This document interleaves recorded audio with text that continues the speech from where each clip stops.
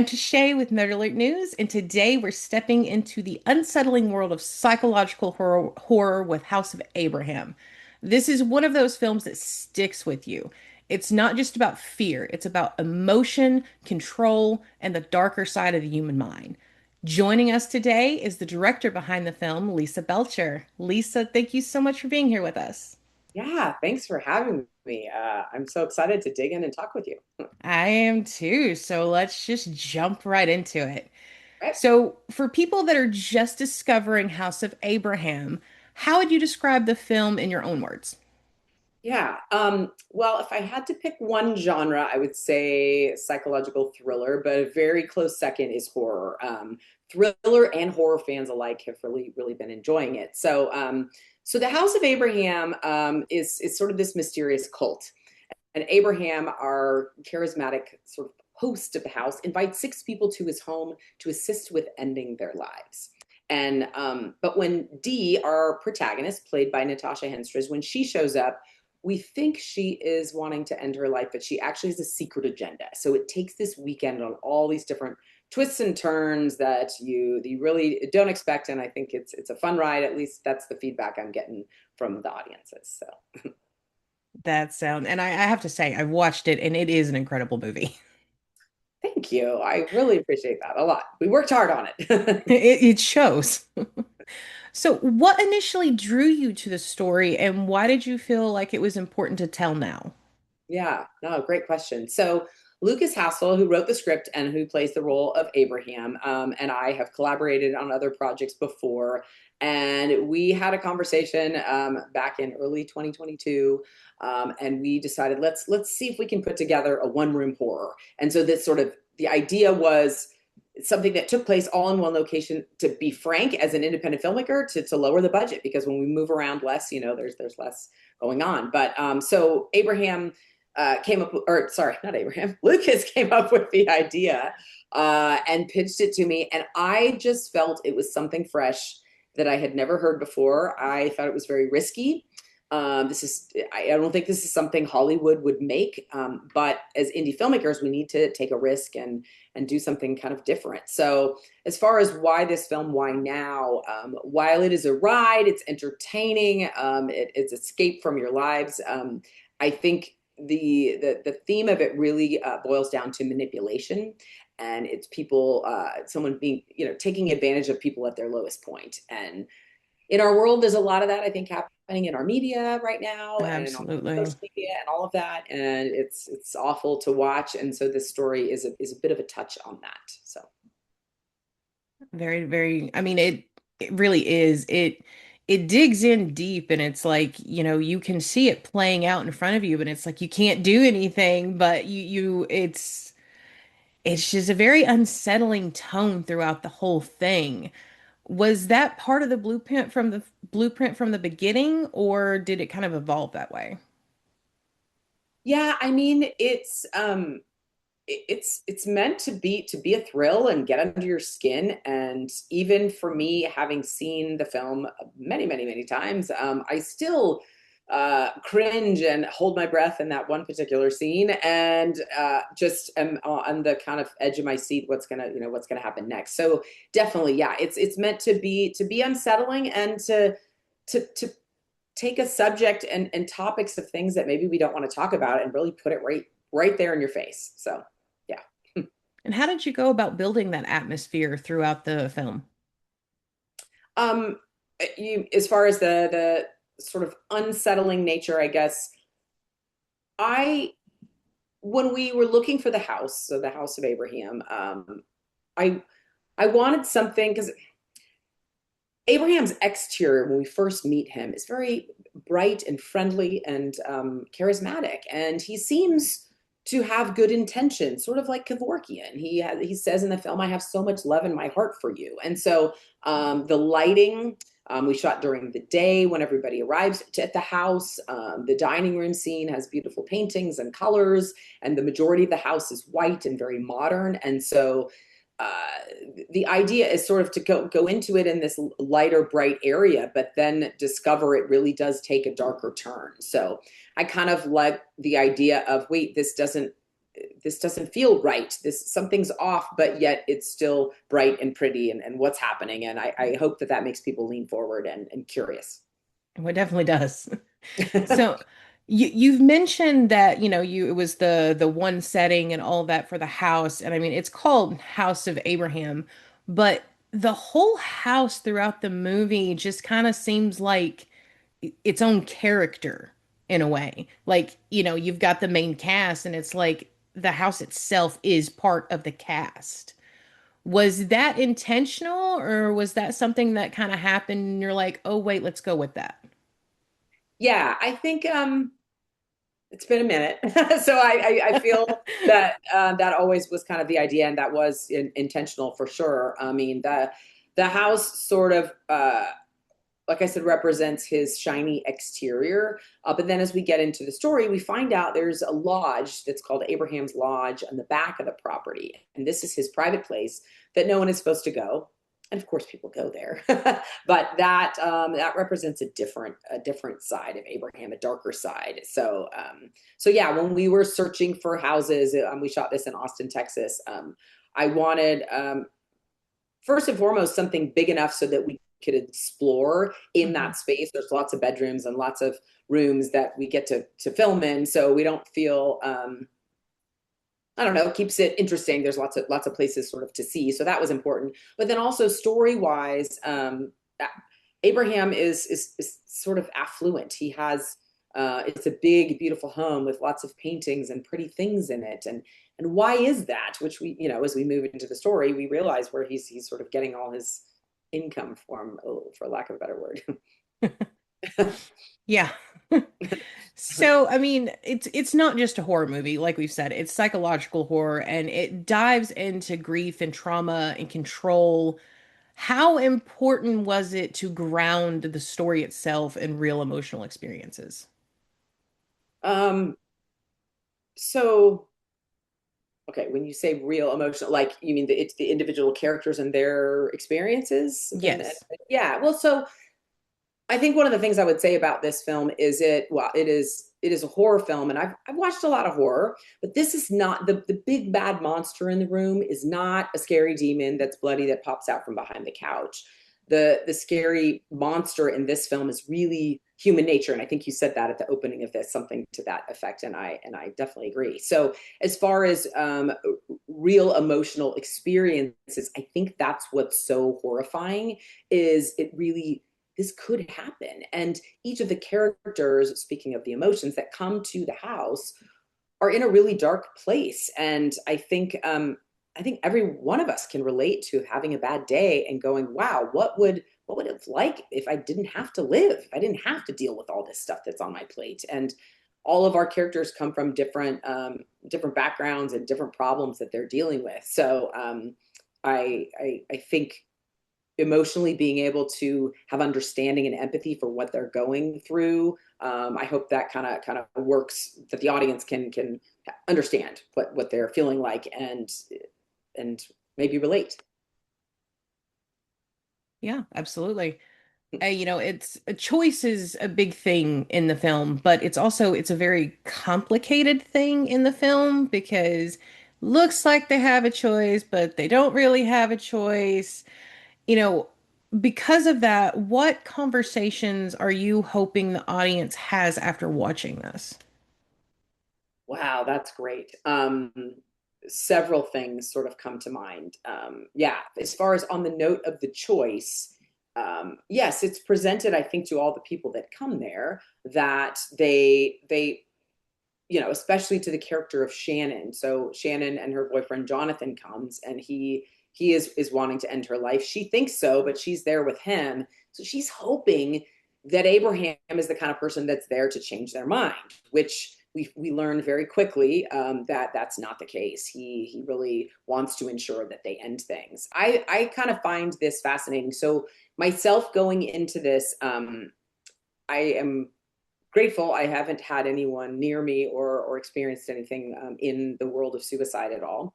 But so I was a little nervous. I know it's a very sensitive topic. I can't imagine going through that with a family member, it must be just incredibly heavy. So I wanted to, I was sensitive to that, but also we needed to sort of lean in the story. And early on, I got connected with NAMI, the National Association of Mental Illness.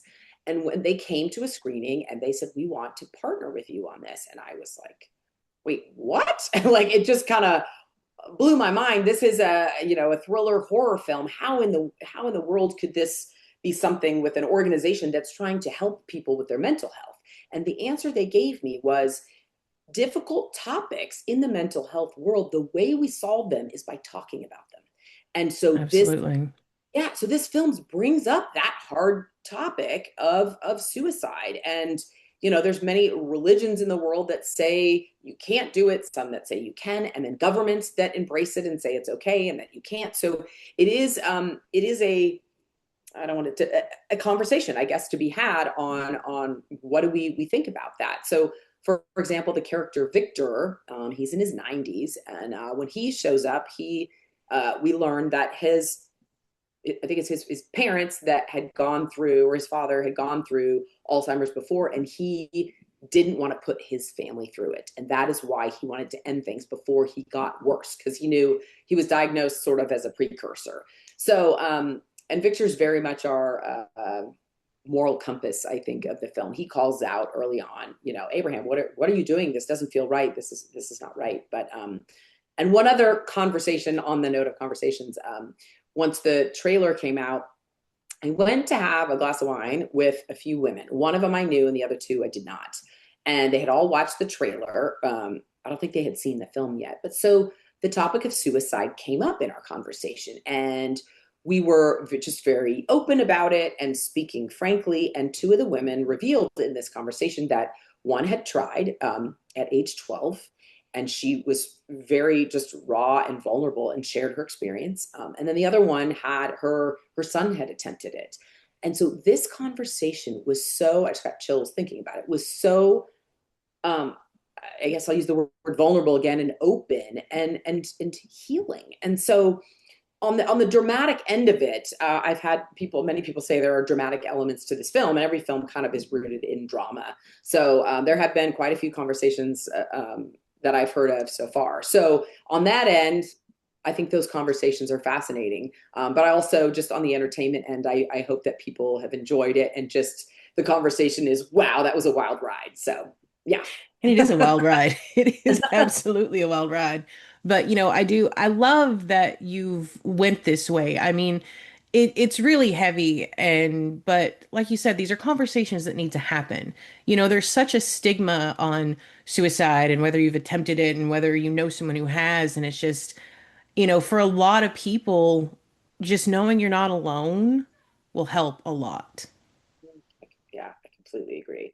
You Um, know, yeah, that was one of the things in that group with those women was, you know, I've heard of a story of people who've tried to jump off the Golden Gate Bridge but survived. And I believe in one of those interviews, someone said the moment he took the step, he regretted it and wished he hadn't. So that's one person, that's one experience. The other people that did succeed with it, we can't ask them. We won't know exactly. how they felt. So it is, I don't know. I mean, I can speak for myself personally. I've certainly had thoughts of, like I said, what would life be like if I didn't have to live this? But I kind of believe that, I don't know. I think if I, to make that decision, that'd be scary. So It I would don't be. want to, but but everybody has.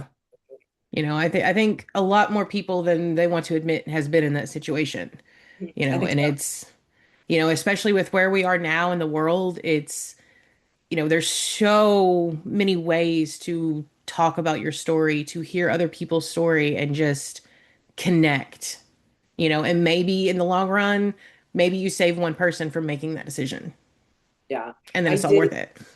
I did have a young man come up to me after our screening in Austin. Yeah, it's heavy. And he said to me, and he was very shy, but he came up and he said this, and then he went away. He said, I have had thoughts of suicide, and after watching your movie, I am no longer planning to do that. And I was like, wow, yeah, it's intense. I know. Oh my So goodness. I'm That I'm got glad. me a little bit. I know. I know. No, it was That's hard. It was incredible. so hard to have that. But if it, I mean, that was good. So there, yay, that's good. You You did know, that. hey, there was a reason right there, Yeah. you Yeah. know. So I do want to switch gears a little bit right now and talk about the cast for a moment. Okay. You've got some powerhouses in this movie, like Lynn Shay and Lucas Hassel. What did they bring to the film that evolved it beyond the script? Oh yeah, of course. I mean, as a director, I love working with actors.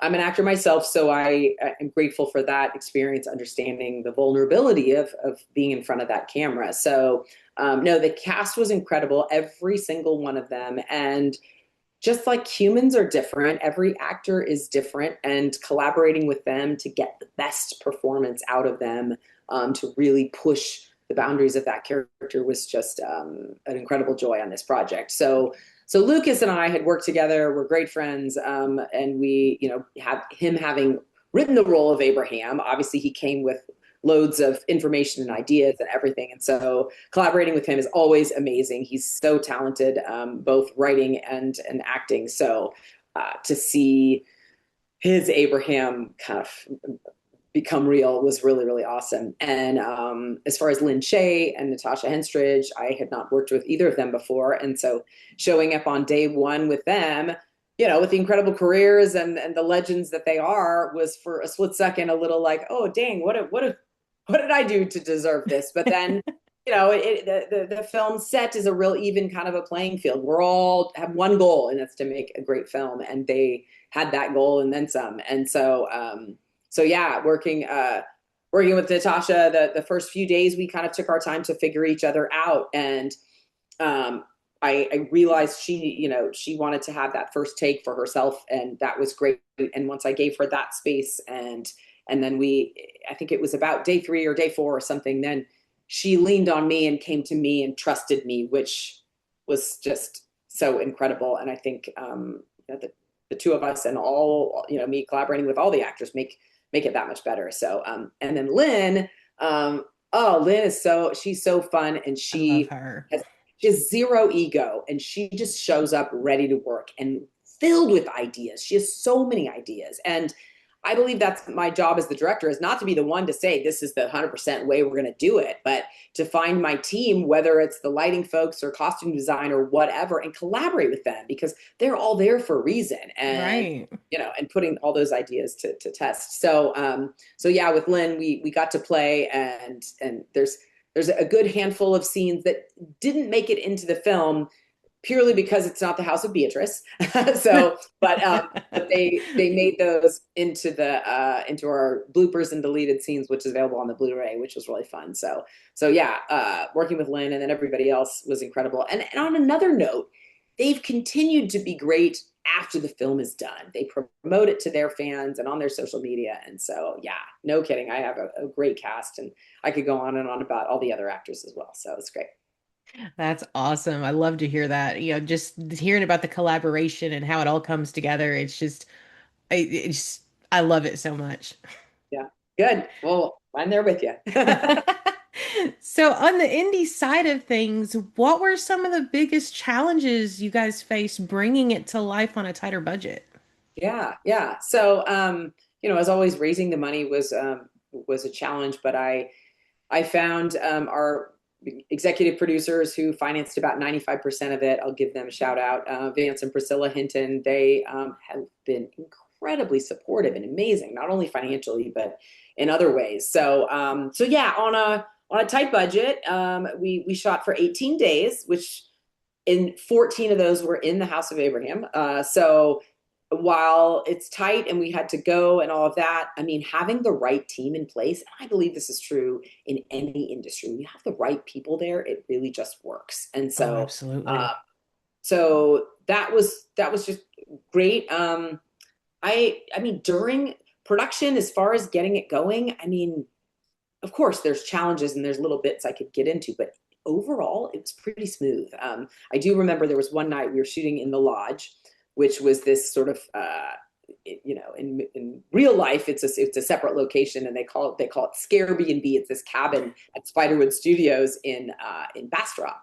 And so the night we were filming there, kind of a big storm came in, and so it was like, oh, do we pull it or do we stay in the cabin? And we all stayed in the cabin together, and we shot a bunch of Lynn's stuff in the cabin at that time, and the darkness and the storm actually, I think, added to it. But that was, I don't know what day it was, but it was getting toward the end, and I remember everyone was kind of tired, and we're like, all right, let's keep going, and myself included. So we had those kind of challenging moments, but and just picking and choosing and taking the budget and going, okay, where are we putting it, and how are we, to make sure we get the whole film. If we'd said 30 days, we never would have had the amount of crew we could have, and all of that, as being on film sets too. So Yeah. So, were there any scenes that were especially tough to shoot, either technically or emotionally, or both for that matter? yeah, definitely. A few of them. Well, I'll go into the pool scene, which is in the trailers, so we can talk about it. But yeah, I mean, shooting around water, underwater, safety, of course, is a big thing. And we had an incredible stunt coordinator on this film who was there for all of those kinds of difficult scenes. But in the pool, so we have the cage underwater, and so Jonathan, played by Will Magnuson, has to get into the cage, and then Abraham's underwater with them. And this you can see in the trailer. But it's as far as the final result, I'll skip to that real fast. It's an intense scene. It's underwater, and he's choosing to end his life from water, but different things happen, and you'll have to watch it to kind of see. But yeah, as far as shooting it goes, so the top of the cage was designed, and it had some Velcro on it, so he could kind of push up and get out of it Hmm. when needed. But also, it's a heavy metal cage, and we wanted to make sure he was safe. So we had several stunt guys sort of in the water, ready to jump in and pull it up when he needed. And then story-wise, just with Will, I mean, he was incredible and just so committed and ready to give me what we needed and keep going. So, I mean, being underwater for those guys, it was in April in Austin, so it wasn't, it was a warm enough day, but still, we still heated the pool so that they could, carry on sort of all day. But yeah, I took Will through. I remember different stages. We kind of I planned ahead of time of his journey of where this character ends up, and he's first underwater and it's fine, and then he panics, and then where do we go from there? So yeah, that was tough to shoot. And then Alex Walker, our cinematographer, was underwater with the underwater camera rig because we got those shots as well. So lots of moving parts, but I have to say I'm thrilled with the outcome, and I hope someday it becomes one of those cult following underwater scenes that people look up. That's my kind of dream. So, Well, I can say personally that scene made me so nervous, yeah, but I good. loved it. It was so well done. But it's like it's one of those scenes where it's like it makes your stomach just like twist, but it's a good twist because it's just it makes the whole scene. Yeah. Oh, thanks. Well, and one other thing that is always, helpful is the music. So Stefan Schmidt, who's Oh, my absolutely. composer, he wrote some incredible music for that. And then shout out to Tina Guo, who is our cellist. She's big time. She works with Hans Zimmer and did the score for Wonder Woman and all that. And so you can hear her cello in there, and I love it. It's beautifully haunting right as their feet step into the Oh, it's water. beautiful. Oh, So it's just gorgeous. yeah. So yeah, that was a hard one. So, I mean, you've touched on it a little bit throughout, but what has the audience response to this whole thing meant to you so far? Yeah. I thought you were going to say, what was it going to be? But what has it meant to me? Wow, that's a great question. Just having come off last night, coming home from a film festival, it's a journey being an independent filmmaker. I'm so insanely passionate about this craft, and I can't not do it. So I love it. I love every minute of it, but it is challenging. I don't have those big studio marketing budgets. So, when people, on that note, when people share it with their friends and promote it, it's that's like my love language. I love when people share my film. But as far as the feedback to the film, I mean, so we were we had a limited theatrical run last year, and I mean, the theaters were packed and sold out, and the Q&As went on and on. We had to shut them down. And so when you take a chance and create something like this and it connects with audiences, I mean, it's really mind blowing. People lean in and ask a lot of questions and are so curious about the story and the characters, but then also how it was made, and are just the responses have been quite amazing. And there's a big twist at the end that no one ever sees coming, and audiences kind of freak out and are fired up about that, and love it. I So love the yeah, ending. it means so much. So anyone who's out there listening who's seen it and reached out to me or to our team and shared your thoughts, it's yeah, my heart is warm. Thank you. Yes. And oh my God, I love the ending. It was epic. Thank you. Loved it. Yeah. On that note, I will say, so when I read the first draft of the script, which was pretty close, I mean, Lucas wrote it really fast. This clearly was meant to be this project because there weren't a lot of, I mean, there are always road bumps, but it got on the tracks very quickly. But when I read the script, there's a lot of films out there where you kind of see where things are going, and that's okay. It can still be a journey, but that was the biggest thing about the script that I love is it takes you on these, like I said, twists and turns, and you don't know kind of where it's going. And that is a huge credit to Lucas Hassel, our writer. He really, I love his style of writing, and it's unexpected. It keeps you interested and engaged, at least. It absolutely does. So I think that was my favorite part about the whole thing was just how many twists and turns and like, you think you're going here and then by the end of it you're like this is not where I expected. But yeah, it's so perfect. yeah. Oh, thanks. I appreciate that a lot. Uh, So to wrap this thing up, what's next for you? Are there any upcoming projects or stories you're excited to explore? Is there anything you can tell us about? Yeah, definitely. I've directed a bunch of shorts prior to this. This is my first feature to direct. But I've played in drama, comedy, western, even a sci-fi or parody. So this was my, first thriller horror to direct, and it was incredible, and I want to do another one. But the next one is going to be a romantic comedy because why Oh, not? I love it. So yeah, so that one takes place in the romance novel industry, which I'm digging deep into right now. And it's really interesting. The romance like novel community, there are romance conventions out there, just like there are horror conventions. Mm-hmm. Those communities are so tight knit and powerful and strong, and there is kind of a similarity. So it's predominantly women, but most of the women that I've read that read these romance novels are big fans, and they're super stoked, and they go to these conventions and meet the writers and learn about all the characters and all the different genres and subgenres and everything. So this one is called Dirty Words, and it follows a novelist who turned gets fired by her agent and finds herself writing erotic romance novels. So Dirty Words is kind of a fish out of water. It's a really fun script. So that's next. Yeah. That sounds awesome. I can't wait for that. Thanks. Well, Lisa, thank you again for taking the time to talk with us. This was an incredible look behind the House of Abraham. And for everyone watching, if you're into psychological horror that really makes you think, this is definitely one you're going to want to add to your watch list. You can find it digitally on Prime Video, Apple TV, Google Play, and YouTube. But if you prefer something tangible, Lisa has a little bit of a surprise for you. Awesome. Thanks. Yeah, so it just came out on Blu-ray and DVD. So if you want to get it today, the best place to go is Movie Zing. It is also available on Amazon. But what is coming up, I think it's it'll start very soon. Movie Zing is offering a discount, a family and friends discount. So we'll have it in the comments or whatever. So you get 25% off the Blu-ray or the DVD. The Blu-ray has a bunch of additional content. So it has a director writer commentary. There's a behind the scenes sort of making of the movie, interviews with Lynn and Natasha, Lucas, and myself.